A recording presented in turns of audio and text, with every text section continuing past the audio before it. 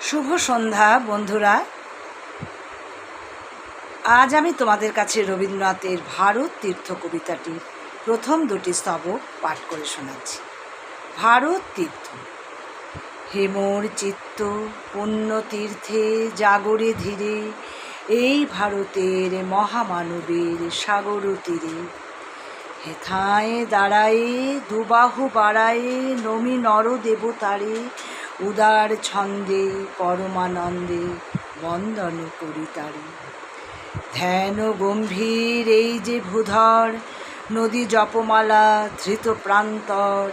হেথায় নিত্য হ্যার পবিত্র ধরিত্রীরে, এই ভারতের মহামানবের সাগর তীরে। কেহ নাহি জানে কার আহ্বানে, কত মানুষের ধারা দুর্বার স্রোতে এলো কোথা হতে, সমুদ্রে হলো হারা।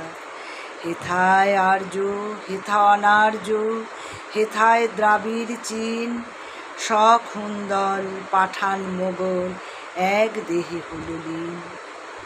পশ্চিমে আজি খুলিয়াছে দ্বার, সেথা হতে সবে আনে উপহার। দিবে আর নিবে, মিলাবে মিলিবে, যাবে না ফিরে, এই ভারতের মহামানবে সাগর তীরে। ধন্যবাদ।